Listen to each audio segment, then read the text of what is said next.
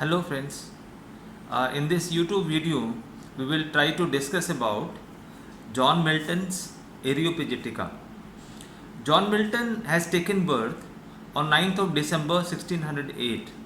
He survived till 8th of November 1674. By and large, he is known for his seminal work Paradise Lost, which he has written in 1667. Though, apart from Paradise Lost, he has also written Paradise Regained and many sonnets. John Milton was a champion of classicism. His love for Hellenic and Hellenistic allusions is well known. John Milton was also a champion of freedom of speech and freedom of press. Now, this championship, this love for freedom of expression can be understood from his pamphlet, from his prose work known as Areopagitica. But before going deep into the salient feature of Areopagitica, let us try to understand the political situation in which John Milton survived. When John Milton has started writing in 1640 itself, there was a civil war in England, and in that civil war, Charles I was dethroned and he was put behind the bar. He was imprisoned, and he was imprisoned by none other than the champion of Parliament democracy, Oliver Cromwell. Now, after attaining the premiership in England, Oliver Cromwell was apprehensive of public rebellion, and because of that, he closed the entire theatres of London in 1642. Beside that, he also promulgated or introduced a licensing act in 1644.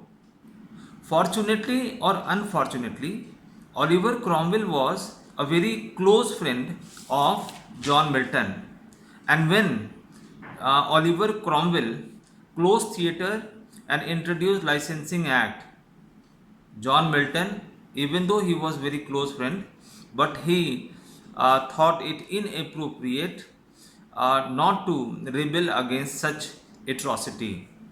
So, through a pamphlet in 1644 in the form of Areopagitica, he tried to address his concern to the Parliament of England. So, in a way, Areopagitica is a pamphlet, and this has been addressed not to a common man. This has been written not for reader but for the parliamentarian of England. Through Areopagitica, he urges the British Parliament to repeal this ordinance because this ordinance empowers an act called Licensing Act, and the salient feature of this act was that no books can be published unless it had been first approved by at least one of the 20 licensors appointed by the Parliament. What does it mean? It means that Parliament have appointed 20 people, and even if somebody wanted to get their books published, then he or she had to send their manuscript before getting it published to these 20 people, and they require the approval of one of these 20 people. Means, in a way, we can say that this licensing act, this ordinance basically was a deterrence, so that nobody can write, nobody can publish anything indiscriminating which can lead to a rebellion. Now, as far as this Areopagitica is concerned, this was published in 24th of November 1644. Now, as I said, that Milton was a champion of Greek illustrations, Greek literature. Therefore, this Areopagitica he was inspired while writing this Areopagitica from a philosopher of Greek origin, and his name was Socrates. But there was some amount of difference which we have to understand. The Areopagitica written by Socrates and the Areopagitica written by Milton, their purpose was different. The purpose of writing Areopagitica by Milton was that Milton was pleading for full liberty of thought and expression. He wanted that Parliament should take back its licensing order and should allow all books to be printed without any restriction. Whereas Socrates, he wanted the Parliament, he wanted the court not to give excessive liberty of thought and expression to common man, because he thought that this would jeopardize the very concept of state. So Milton was favoring the abolition of ordinance, and he was favoring for giving freedom of expression to the common man, common writer, whereas Socrates was against such means freedom. But there was a common platform as well. The common platform was that both these texts has been written by individual. Socrates was also an individual. Milton was also an individual. Now, to whom they wanted to talk to, basically both of them have written in order to address the supreme body of their respective countries. Now let us come to the body of Areopagitica. At the very outset, Milton said that if church or if state wanted to have a vigilant eye on its pupil, on its citizen, it is not bad. They can do so, but with some amount of restriction. Milton further adds that it would be wrong to say, or it would be wrong to surmise that books are absolutely dead thing. Means in a way, books are not at all dead thing, and books do contain a potency of life in them.